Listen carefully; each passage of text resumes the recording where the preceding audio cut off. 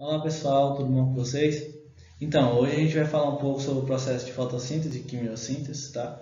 Eu sou o João Luiz, um dos estagiários da professora Lidiane, e quem vai me acompanhar nessa apresentação de hoje para vocês, nessa aula, é o meu amigo Lucas. Oi, pessoal. Está aqui do meu lado, ele também é estagiário, e a nossa orientadora, né, é a querida professora Lidiane. Então, pessoal, de início a gente trouxe uma pequena dramatização para vocês, né, só para enfatizar como é que as pessoas entendem o processo de alimentação das plantas. João, do que a planta se alimenta?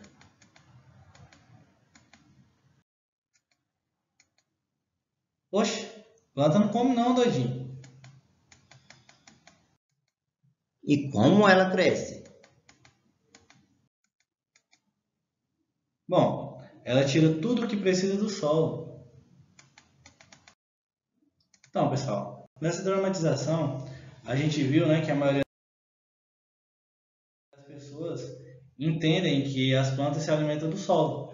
Aí não é bem assim. As plantas elas tiram, segundo o Dr. Van Hels, né, no século 17, ele falava que as plantas elas não se alimentam apenas dos nutrientes do solo.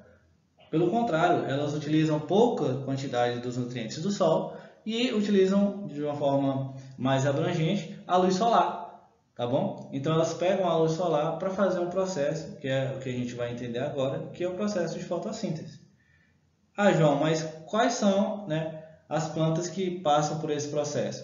São exatamente as bactérias, as algas, desculpa, e a maioria das plantas, né? Aqui na nossa região a gente percebe que as plantas elas fazem fotossíntese durante um período específico, né? De uma forma mais, elas fazem no período chuvoso, né? Mais fotossíntese, e no período seco elas se resguardam um pouco, mas continuam ainda fazendo fotossíntese. Em outros lugares também, né? Elas se adaptam ao período, né, chuvoso e seco daquele determinado lugar. Com esse processo, pessoal, de fotossíntese, elas armazenam grande potencial químico, né? Elas pegam a energia luminosa e transformam em potencial químico de forma armazenada para que elas utilizem nos seus processos vitais. A gente vê no canto superior direito, né, que elas fazem esses processos vitais a partir das células que estão presentes dentro dos estômatos, né, das plantas, as células vivas, tá?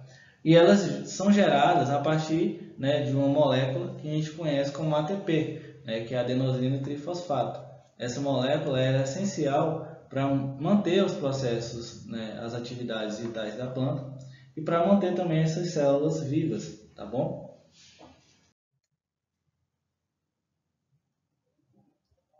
Dando continuidade, a gente pega lá essa parte do ATP, né, que é a adenosina trifosfato, uma molécula essencial para a sobrevivência dos seres vivos, e a gente coloca ela como uma moeda energética do mundo vivo, né? Ela é essencial para que as plantas do mundo vivo se alimentem e sobrevivam, e aí a gente tem ela como essa moeda, né, essencial para as plantas e os demais seres vivos.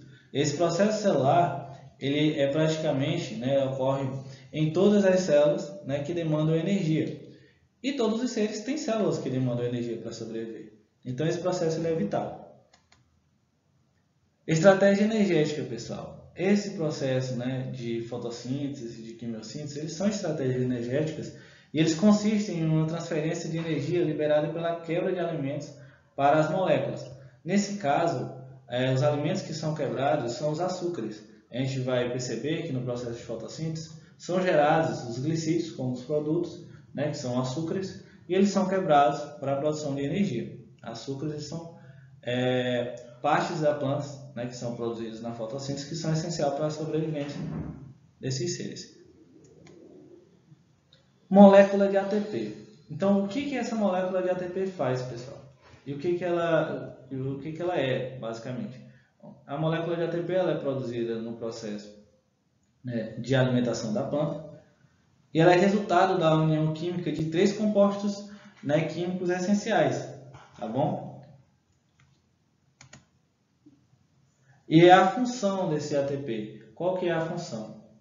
Como eu relatei anteriormente, ela é uma moeda energética, ela é fundamental para produzir energia para a planta, né? Ela realiza as atividades celulares e como ela é resultado de processos químicos, de compostos químicos, ela já pega essa energia luminosa e produz ela em energia armazenada de forma química.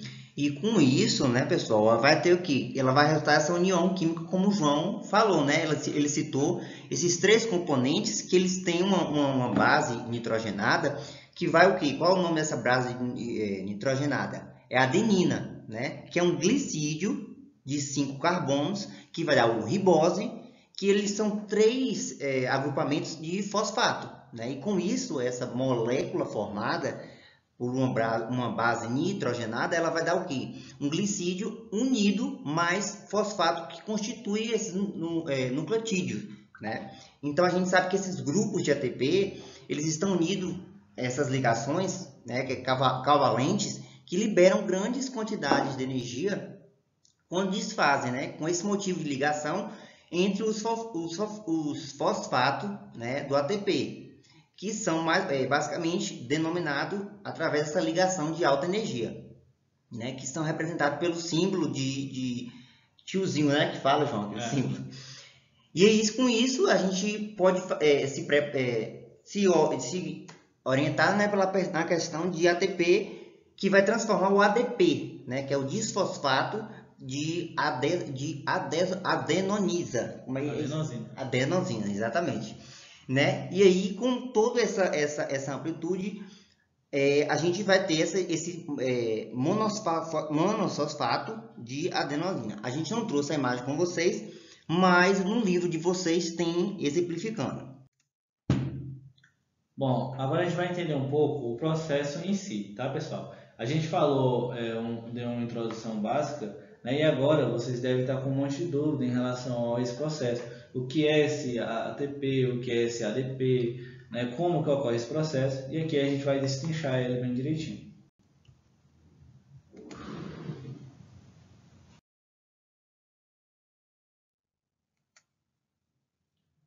Como é que a gente vai destrinchar esse assunto, pessoal? É vendo a equação, né, da fotossíntese, como é que esse processo ocorre de forma química, tá? Que quando a gente vê a equação geral, a gente consegue visualizar como é que esse processo ele vai se dando, né, de acordo com os componentes que há dentro dele.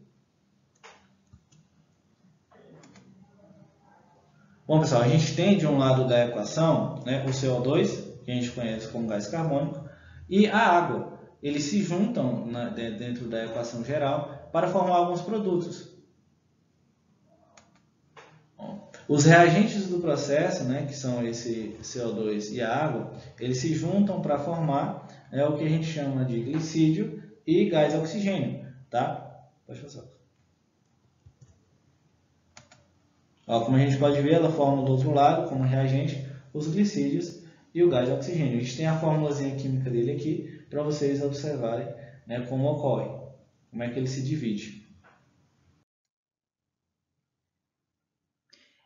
E agora com vocês a gente vai falar de outra forma que também traz dentro da fotossíntese, que é a construindo a equação da fotossíntese, né? A gente vai falar da teoria de Joseph Priestley, né? Que fala basicamente o que, João?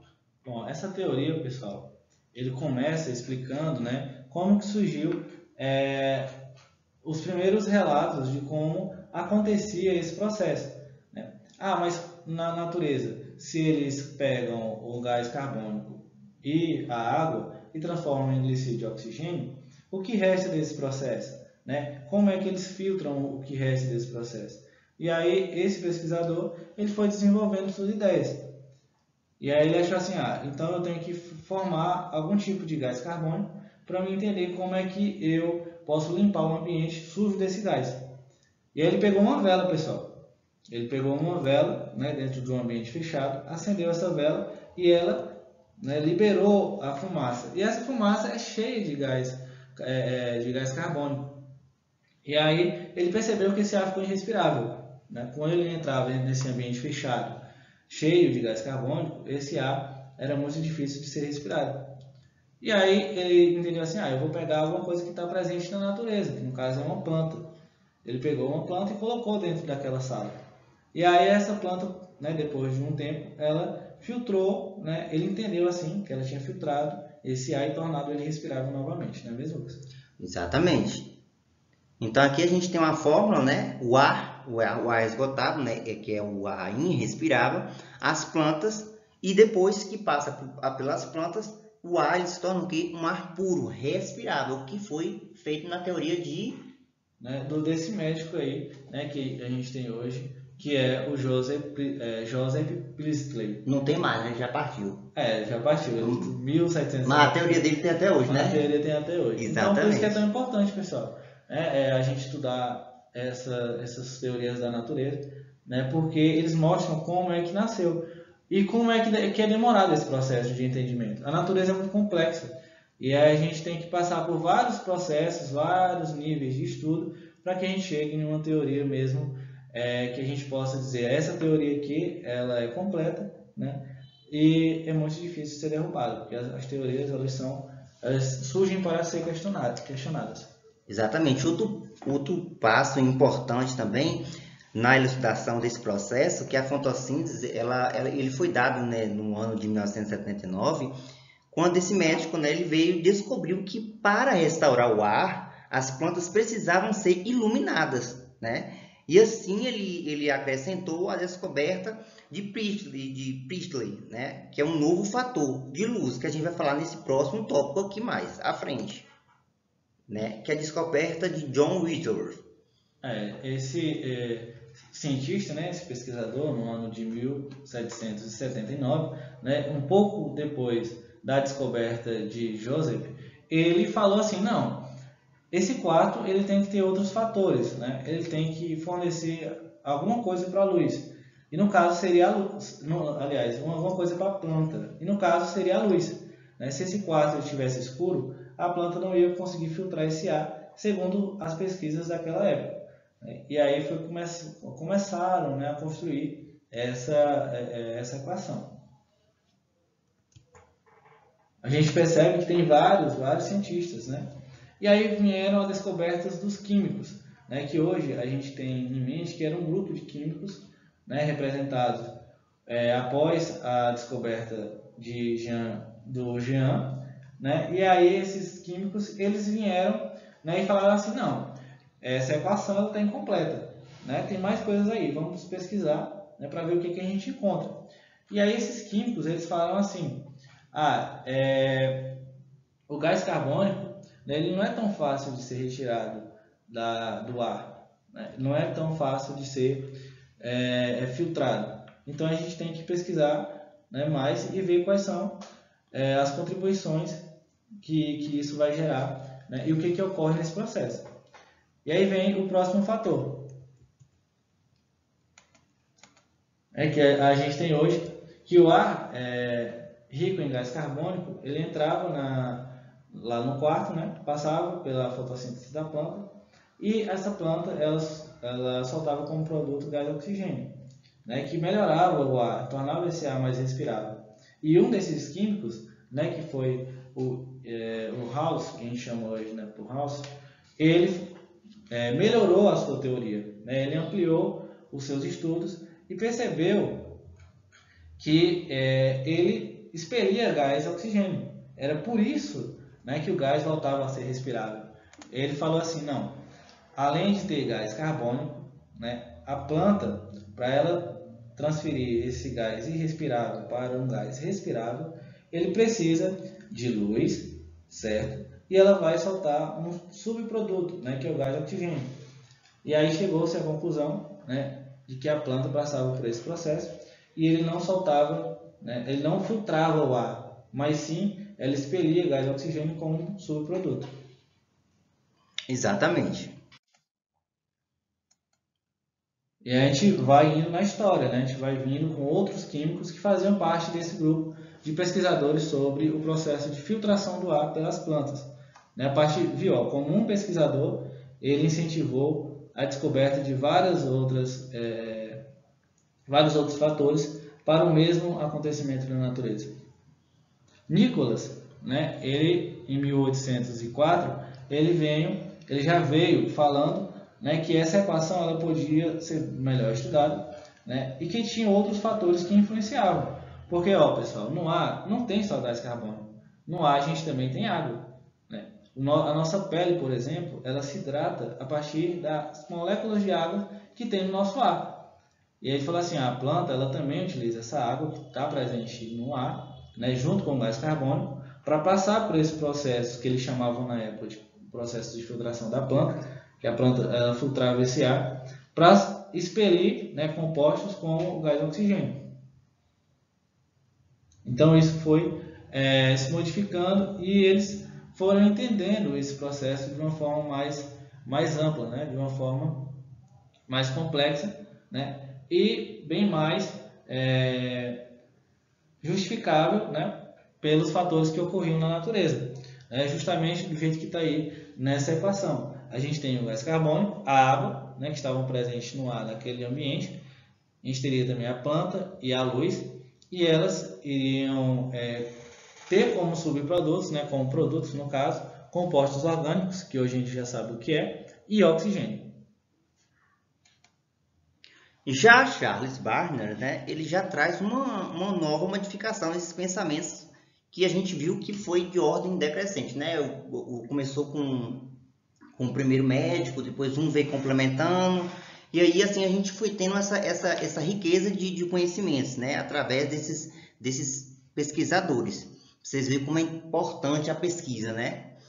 Então assim, o pesquisador Charles Barner, em 1958 a 1910, ele fez uma proposta, ele propôs a fotossintaxe, ou a fotossíntese, para um processo de síntese de compostos orgânicos, que a partir desse gás carbônico, né, em presença de clorofila e de luz, ele poderia pessoalmente fazer o que? A denominação mais da fotossíntese, que ia prevalecer um consagrado uso. Mas como esse consagrado uso?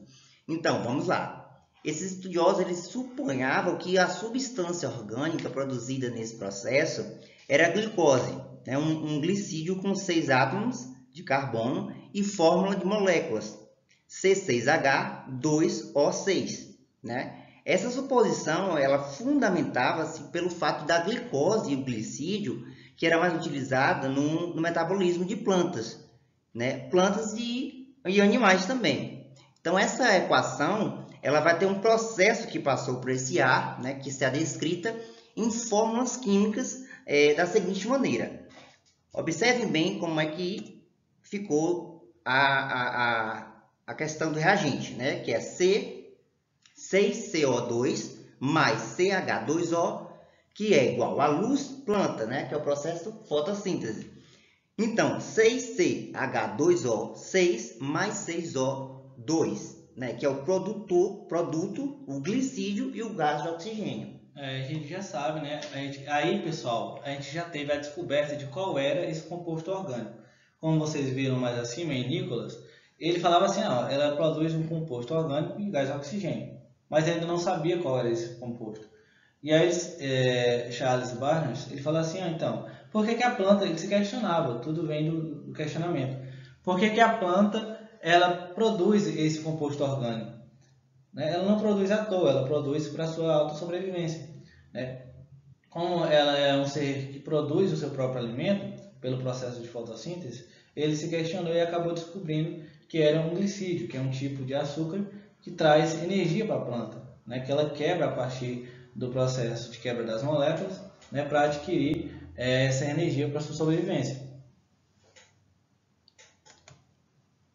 Aí, seguindo nessa linha de raciocínio, a gente tem as descobertas, né, por Van Niel. Van Niel foi um químico, cientista, né, que ele propôs em uma das suas teorias que ela também tinha, né, relações, esse processo tinha relação com bactérias, né? No caso, foram as sulfobactérias, né, que ele estudava, e essas sulfobactérias elas expeliam outro produto, né, que no caso era um enxofre.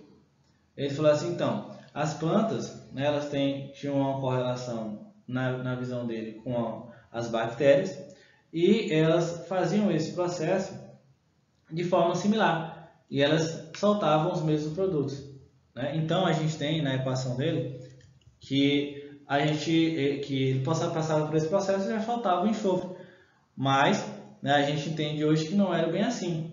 E quem foi que falou isso, pessoal? Foi o próprio Vaniel, né? Ele pegou as bactérias como exemplos, as sulfobactérias, mas depois, quando ele estudou mais o processo, né, viu que as plantas não tinham capacidade de expelir como produto o enxofre, ele reestruturou a equação e formulou, né, o que a gente tem hoje como a equação da fotossíntese. O Lucas vai até... Pode passar. Ó, foi o mesmo pesquisador, né, o Vaniel, que a gente chama hoje. E aí, partindo do pressuposto que a fotossíntese, né, das bactérias, no caso são as sulfobactérias, eram semelhantes às das plantas, ele, né, descobriu que, assim, poxa, ela não vai soltar como gás o enxofre, mas sim o oxigênio. E junto com o oxigênio, ela vai soltar a água, né, que é o H2O. Ela vai ter essa água, né, como um produto também, como a gente pode ver na equação dele. Então, a equação definitiva, né, da época foi essa daí, né, que foi aceita pelos cientistas, né, pela Academia de Ciências da época, foi a mais aceita, né, e que a mais se justificava quando se observava esse processo. A síntese de ATP num cloroplasto. Fotofosforilação. Então aí, dando início aí, a gente vai falar um pouco das emissões solares, né? Que constitui-se de uma ampla gama de radiação ou de ondas eletromagnéticas. Então, para entender esse processo, a gente já entra na questão, né, do pressuposto que vai dizer um pouco sobre essas emissões solares que vai atingir a Terra, né? Que atinge até hoje, né? Ela constitui de uma ampla gama de radiação, ou seja, dessas ondas, né, eletromagnéticas. A gente vai entender que as radiações elas vão distinguir de uma outra forma, assim, como caracterizar vibratória de suas ondas, né, que é o comprimento de ondas. Né? Então a gente fala um pouquinho sobre as radiações ultravioletas. Vamos dar um exemplo aqui. Por exemplo, tem como comprimentos dessas ondas umas ondas mais curtas que as radiações infravermelhas, né? Que aí a gente pode falar que é uma grande gama de radiação que há uma estreita de faixa de comprimento, né? E nessa onda que a gente consegue captar, que ela vai se constituir as radiações que é visível, que denomina no raio da luz. Exatamente. Então é exatamente isso, pessoal. A nossa Terra ela recebe diversas emissões solares todos os dias. E essas emissões solares elas constituem uma gama de radiações, né? Que a gente tem a radiação ultravioleta, a radiação e outros tipos de radiações. Essa radiação, né, que ela vai atingir as plantas, né, que estão presentes ali na Terra, ela atinge também, né, uma parte da planta essencial para a produção da fotossíntese, que é a clorofila, né, presente nos cloroplastos, que elas estão em todas as algas e também nas plantas, tá? Que são essenciais para a nossa cadeia alimentar, tá bom? E essa clorofila ela vai absorver essa energia luminosa, né? Que é principalmente de radiações luminosas de ultravioleta, né? Que atingem as plantas e vai refletir o verde, que é por isso que a gente vê a cor das plantas, das algas, né? E de algumas bactérias que fazem fotossíntese na cor verde, predominantemente. Aqui a gente tem um espectro, né? Esse espectro de luz ele vai mostrar todas as radiações que a gente conhece até hoje que atingem a nossa Terra. Tá? É o raio gama, o raio X, o raio ultravioleta, né? O raio infravermelho, microondas, né? Que são as microondas que atingem o nosso planeta, e as ondas de rádio. E a gente tem, né? Hoje a gente já tem em mente quais são os raios que mais atingem as plantas. No caso, são os raios UV e os raios infravermelho, que eles vão passar por dentro, né, da clorofila, e essa clorofila ela vai se mostrar em uma cor verde, tá bom? Aí a gente tem só um exemplo de um prisma, né, que o prisma, ao receber esse espectro luminoso, ele vai, né, demonstrar uma faixa de luz branca. E essa faixa de luz branca é justamente a faixa de luz que a gente consegue visualizar. Então, assim, a luz que é emitida pelo Sol, ou pelo Sol, né? Ela contém alguns fótons, né? E é um amplo aspecto e um comprimento de ondas chamado de espectro eletromagnético. Organismos fotossintéticos, né? Eles utilizam esses organismos uma proporção pequena de aspecto, né? Que é eletromagnético, chamado de luz visível, né? E esses organismos ele vai conter pigmentos, né, uns comprimentos de ondas de luz, que esses aspectos visíveis, a cor dos pigmentos, ele vai se originar pelo comprimento de ondas que são refletidos nas plantas, né, que são verdes, porque refletem os comprimentos de ondas amarelo. E verde é um comprimento de onda vermelho e azul. Ou seja, alimentos que provém a energia que é usada na fotossíntese dentro do organismo eucarióticos fotossintéticos, entendeu? Seguindo aqui, vamos lá. Então, dando seguimento, a gente tem os comprimentos de onda, né, que a gente consegue perceber lá no finalzinho da tabela. Esses comprimentos de onda, eles estão relacionados justamente às ondas que atingem a clorofila, né, e que ela consegue absorver. Por exemplo, a gente tem, né, as ondas de radiação ultravioleta, que possuem um comprimento de onda mais curto que a radiação infravermelha. E esse comprimento de onda ele está diretamente ligado aos raios, né, que a planta consegue absorver, no caso a clorofila presente nas plantas. Tá? Então essa clorofila ela vai receber a luminosidade, né, enviada por radiação a partir desse comprimento de onda. A gente pode observar, né, que radiações que têm um comprimento de onda muito longo, elas apresentam mais dificuldades para serem absorvidas pela clorofila. E aquelas que apresentam um comprimento de onda, né, de forma mais curta, elas são melhor absorvidas. Então, assim, respondendo a pergunta do Nizinho lá em cima, então a gente pode ver que os alimentos ele provém energia que é usada pela fotossíntese, né, dentro do organismo eucarióticos, né, fotossintéticos, que é também conhecido como fotoautotróficos, né, que é as reações químicas da fotossíntese que vai ocorrer dentro das células, que vai estruturar e especializadas, que vai ser conhecida como cloroplasto. E fotossíntese consiste em duas sequências. Quais são essas sequências, João? A sequência da fotossíntese ela está relacionada às ações, né, da reação da luz, né? A partir dessas reações da receptividade de luz na Terra é que ela vai, né, sofrer esse processo de fotossíntese. E a gente vai falar desse ciclo mais na frente um pouquinho. Então, estreita faixa de comprimento. Essa estreita faixa de comprimento é justamente essa luz branca, essa faixa de luz branca que a gente vê no prisma. Né? Entre a grande gama de radiações, que há entre a faixa de comprimento de onda, né, que a gente consegue ver, que é justamente a luz. O que a gente consegue ver, pessoal, dentro do processo de fotossíntese e dentro da clorofila? É justamente essa faixa de luz branca, que ela é apresentada pela clorofila como uma luz verde. Né? Ela recebe toda a luminosidade do Sol, né? Todo esse espectro de radiação, e aí ele vai filtrando essa radiação e vai tornando, né, essa fotossíntese possível.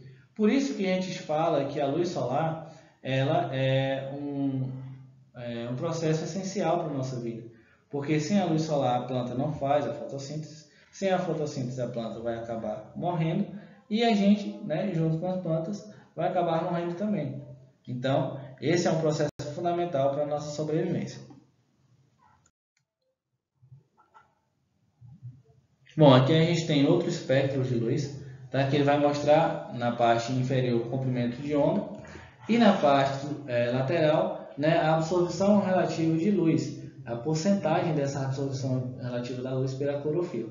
Como a gente está falando de fotossíntese, falar da absorção da luz pela clorofila é essencial. Aí, pessoal, a gente tem os comprimentos de onda relacionados àqueles fatores que a gente viu, né? A gente viu no prisma anterior que a gente tem o raio gama, o raio X, né? O raio UV, o raio infravermelho. E isso tá aqui, ó, do começo ao fim. E aqui embaixo, os comprimentos de onda de 400 a 500, de 500 a 600, de 600 a 700, são os comprimentos de ondas, né, que essas radiações elas emitem. O comprimento de onda de 400 a 500, né, ela está relacionado ao raio gama, ao raio X e próximo ao raio UV. Aqui de 500, né, até 600, ele já demonstra o raio UV, o raio infravermelho e as microondas. E de 600 a 700, a gente já parte das microondas até as ondas de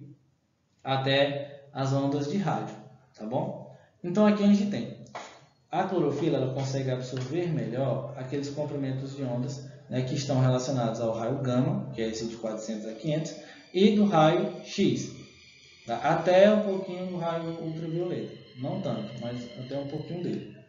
Depois, né, ele parte aí desse processo mediano no caso, que é do raio, né, infravermelho. O raio infravermelho ele tem um comprimento de onda um pouco na média, né, que está ali na média, mas ele é muito agressivo para a clorofila. Então a clorofila é assim mesmo, mas esses nomes assim confundem a gente. Clorofila. Até eu, pronto. Vai treinando em casa e bota no chat o nome certo aí pra gente. Pronto. E aí ele vai sofrer esse processo e não vai absorver tanto, tá? A luz ultravioleta. E por último ele vai absorver também a microondas e as ondas de rádio, né? Que é de 600 a 700, comprimento de onda. Massa. Então, seguindo o nosso slide, o João falou aí muito bem, falou da questão da clorofila, né? Que as algas de plantas são capazes de absorver essa energia da luz solar, refletindo da cor verde, que eu também falei lá em cima. Vocês lembram que eu falei bem especificamente, dando ênfase nesse comprimento de luz, né? Que é um aspecto que é visível, né, nos pigmentos, que vai ser sensível ao original comprimento dessas ondas, certo? Então, vamos lá. E agora a gente fala da fotofosforilação. Esse nome é difícil, mas é isso mesmo. E aí essa cadeia alimentar, o João vai falar um pouco mais dela, que foi ele que montou. Pronto. Então, pessoal, essa fotofosforilação é um processo que ocorre dentro, né, da fotossíntese. E como a fotossíntese ocorre dentro da clorofila, que apresenta os cloroplastos, a gente tem, né, esse processo que ele vai acontecendo por partes. Então, eu vou explicar aqui o passo a passo, que é melhor a gente entender, né? A gente vai indo junto e vai compreendendo o processo melhor. Então, a gente tem a clorofila, né, que ela tem como produtos a água e o gás oxigênio. Tá? Ela já apresenta esses produtos por causa do ar, né? O nosso ar ele apresenta o gás oxigênio e pequenas moléculas de água. Ele vai receber a luz, né? Ele vai receber a luz que vem diretamente do Sol, vai excitar os elétrons que estão presentes na clorofila. Esses elétrons vão formar uma cadeia de transporte de elétron que vai, né, formar o que a gente chama de ATP, que é a molécula essencial para a vida das plantas, né? É uma molécula que ela armazena energia para que a planta ela possa quebrar essas moléculas e produzir o seu alimento, né? Ela vai produzir energia justamente para que essa planta ela consiga trabalhar, né, as suas atividades vitais. E aí esse processo, né, de produção de ATP, ele vai também produzir NADP, né, que é uma molécula energética. Dentro desse NADP a gente tem outra molécula energética que tem moléculas de hidrogênio, né, que tem moléculas de energia, tudo que a planta ela necessita para a sua sobrevivência. Né? E aqui a gente tem a equaçãozinha para que a gente possa relembrar, né, a equação fundamental da fotossíntese, tá bom? Então, a fotólise da água. Vamos entender esse processo também que faz parte da fotossíntese, né? Então, um pouco de calor, vou ligar até esse ar-condicionado aqui neutro e a gente continua. Então, a gente traz aqui para vocês cada molécula de água, né, que decompõe. Então, vejamos. O H2O, que é a água, a luz, né? Que a gente botou uma representatividade aqui do Sol. O Sol ali de boas. E aí o que vai precisar? O Sol do... Ela vai receber, essa molécula de água vai receber a energia do Sol, né, Lucas? E aí vai se dividir, formando, ela vai se decompor, na verdade, né, formando o gás oxigênio, que a gente tem esse Ozinho, né, no H2O, ele é um gás oxigênio. E essa água ela vai se decompor também, não só em gás oxigênio, mas também, né, em moléculas de íons de hidrogênio, tá bom?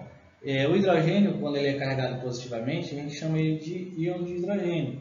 Ele vai expelir uma molécula de gás oxigênio, duas moléculas de íon de hidrogênio, mais duas moléculas, né, de elétrons. Esse elétron é o que a gente conhece da química, né, que fica rodeando ali o núcleo, né, do átomo.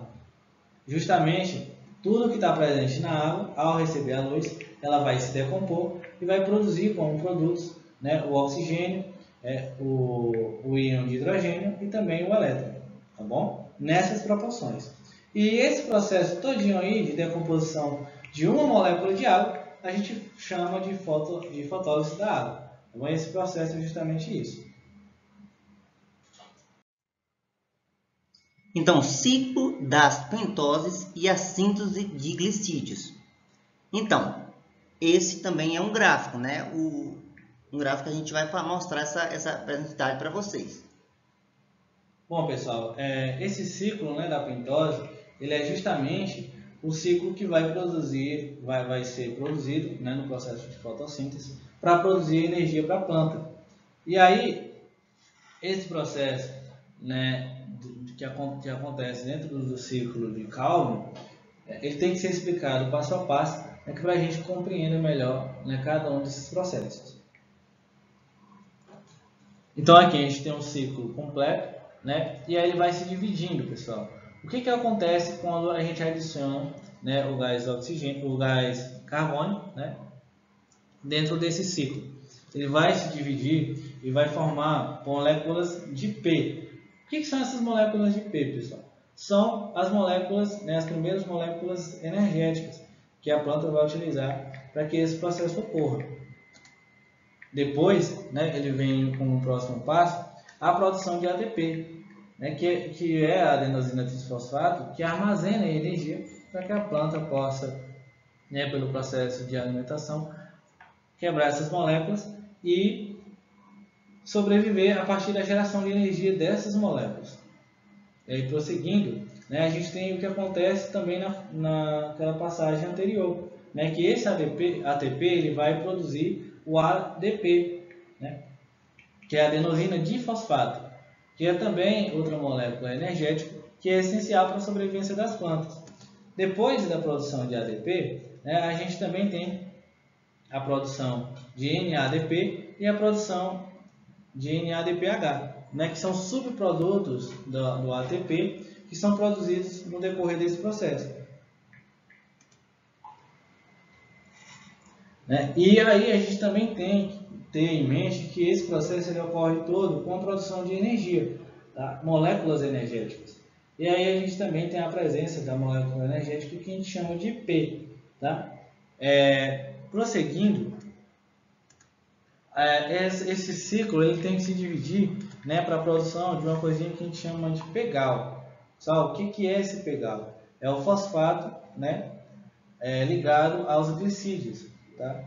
Então, é uma molécula de fosfato que vai ser ligada aos glicídios, que vai formar o pegal, vai formar uma molécula energética também, para que esse ciclo ele consiga continuar se desenvolvendo, né, para que ele consiga prosseguir no seu processo de geração de energia. Eles se combinam para originar outros glicídios, né, que são também moléculas energéticas.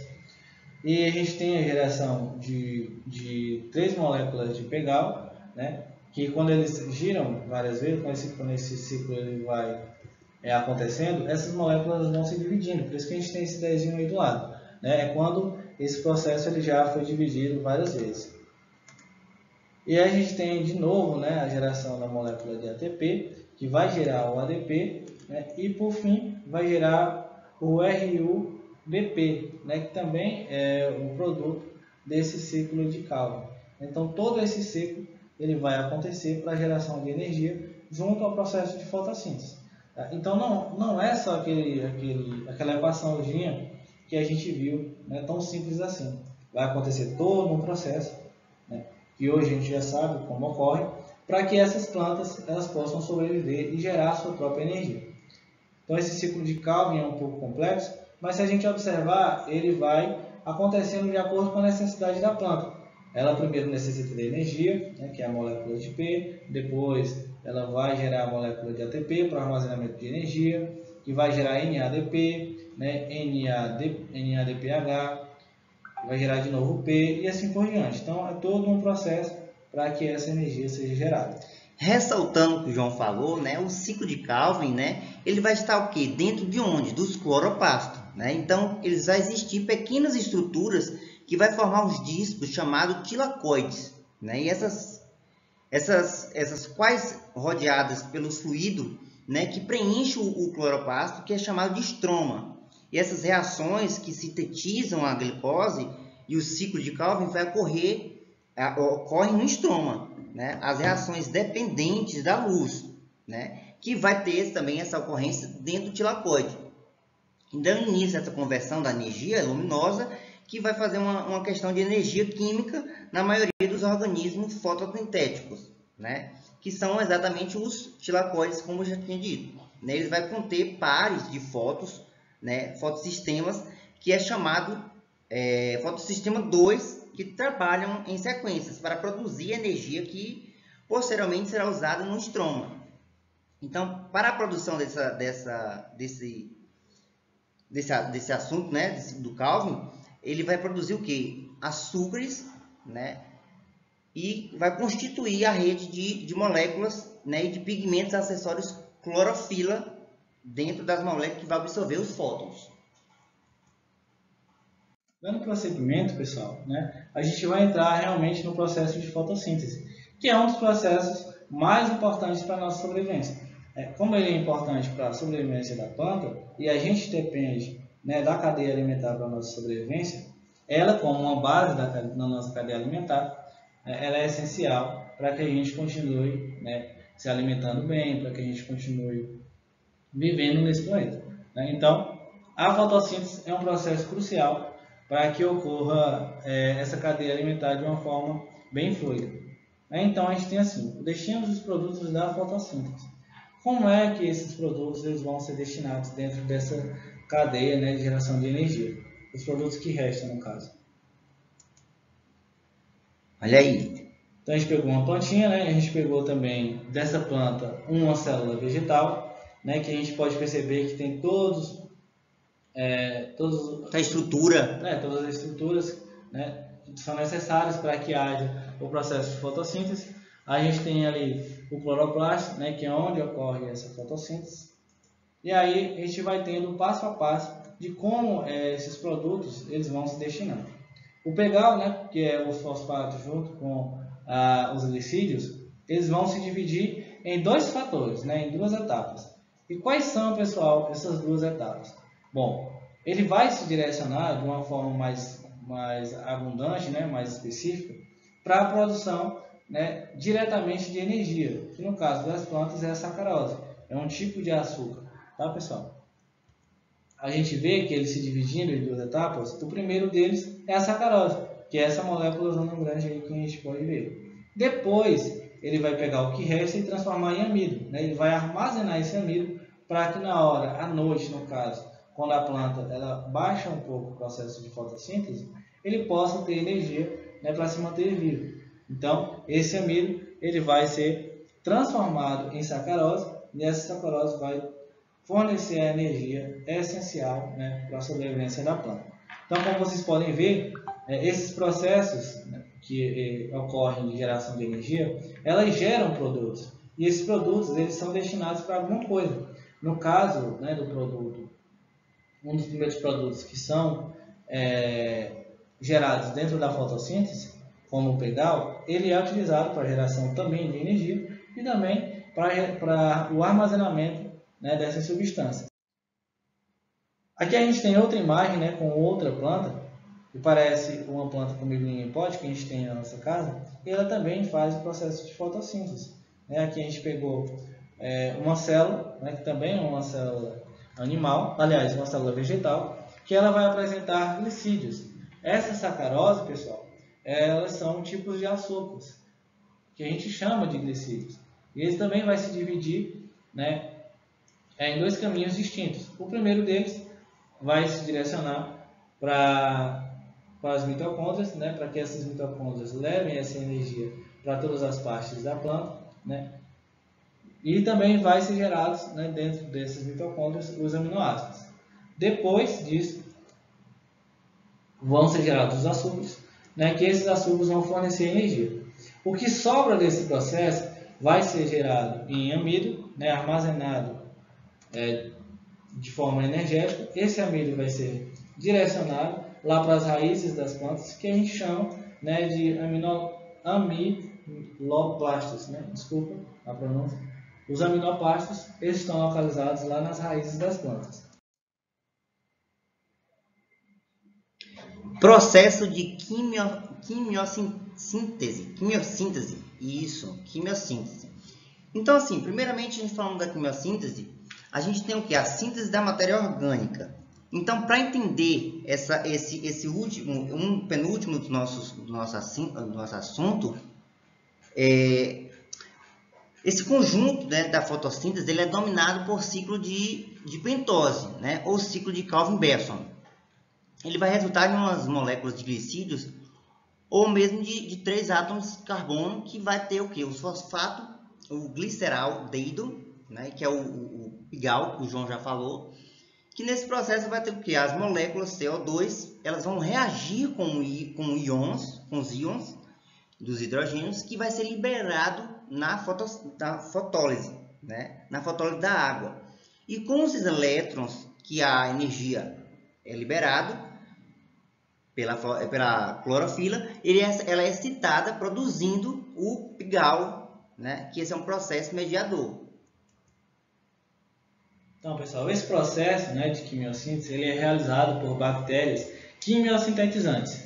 Essas bactérias, elas realizam a quimiossíntese porque elas não conseguem absorver a luz como outras plantas ou outras bactérias ou outras águas que conseguem fazer a fotossíntese. Então, elas, no processo de evolução, elas começaram a fazer esse processo, né, que não utiliza a energia luminosa, mas sim energia química, tá bom? Então, mais adiante, a gente tem que esse processo ele se divide em duas partes essenciais. Tá, pessoal? Essas duas partes essenciais que estão dentro da quimiossíntese, elas são processos geradores de energia. Tá? Um dos processos fundamentais é justamente esse processo de pegar, né, a energia química e transformar ela em energia dentro do processo de quimiossíntese em forma de substâncias energéticas, no caso de sacarose, de glicídios, tá bom? Mas elas não utilizam a energia luminosa. Uma parte dessas substâncias, ela utiliza, né, o material ferroso presente em escavações de ferro, né, presente no solo. Então essas bactérias, elas utilizam esses processos para que elas gerem energia. E esse processo ela tem grande relação com os ciclos biogeoquímicos. Por que ciclos biogeoquímicos? Porque eles estão diretamente ligados aos processos que ocorrem na natureza de forma a ser gerados no solo. Tá? Essas bactérias elas são localizadas geralmente no solo e elas utilizam os processos biogeoquímicos, né, para a produção da quimiossíntese. Então, pessoal, a gente tem as bactérias quimiosintetizantes. E quais são essas bactérias quimiosintetizantes? A gente pode ver no slide seguinte que ela se divide em duas bactérias, né, muito importantes, que a gente pode ver, né, a seguir. E são as que utilizam o ferro, né, para a sua sobrevivência, as principais bactérias quimiosintetizantes, que são as bactérias ferrobactérias. que elas estão presentes mais em minerações, né, como a gente pode ver, né, Lucas? Exatamente, numa área, acho que até a gente pode citar nem João, já fala Pedro II. Pedro II tem uma área assim, que é abrangente de bactérias, que é a ferrobactéria. Por que, João? Porque Ela atinge, né, as minerações, o que a gente chama aqui de garimpo. A gente tem os garimpos de Opala, né, e a gente tem uma terra assim mais avermelhada. Mas não é porque a Opala apresenta ferro, não, é porque aquela terra, né, que ela é de garimpo, ela tem algumas substâncias ferrosas, né, que essas bactérias elas aproveitam para fazer o processo de quimiossíntese. E aí a gente tem outras bactérias, né, que são as nitrobactérias, que elas estão presentes nas raízes das plantas. Elas se apresentam nas raízes, pegam os nutrientes da raiz da planta e fazem o processo de quimiossíntese a partir disso, tá bom? Então, basicamente, pessoal, esse foi a nossa aula, né? Nosso muito obrigado. Qualquer dúvida, vocês podem entrar em contato, né, com a gente ou com a professora Lidiane. É isso aí, pessoal. A aula de hoje foi produtiva. Espero que vocês tenham absorvido o máximo possível, né? Aí vai desculpando pelos erros da linguagem, porque é um assunto meio complexo, palavras que não justificam, né? Que a gente tem que falar uma palavra, a gente tem que treinar, mas isso não sai da nossa rotina, né? Isso aí até professor faz, como nós já é professor, né, João? Mas a gente tem que aprender mais e mais. Mas é isso aí, qualquer dúvida, você pode estar perguntando de Anne, pode estar perguntando no chat aí do Google Sala de Aula, que a gente vai estar respondendo a dúvida de todos vocês. Obrigadão e até a próxima.